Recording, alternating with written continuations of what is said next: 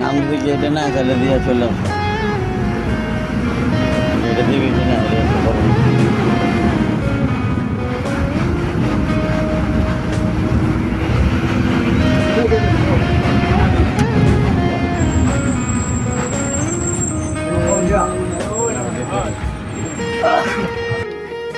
এই স্যারের যে আপডেট পাঞ্জাবিগুলো বাইর করে এগুলো তো আসলে বাংলাদেশের বিভিন্ন মার্কেটে আমরা দেখি না।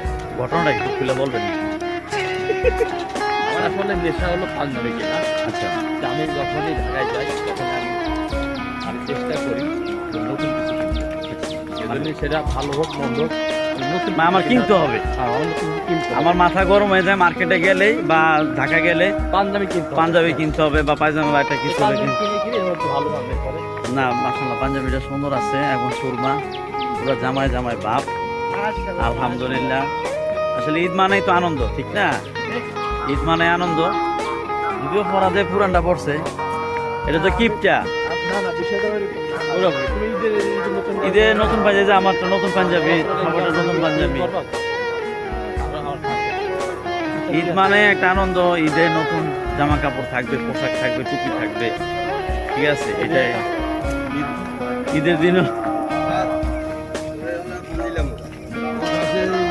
এই যে আমাদের আব্দুল করিম ভাই।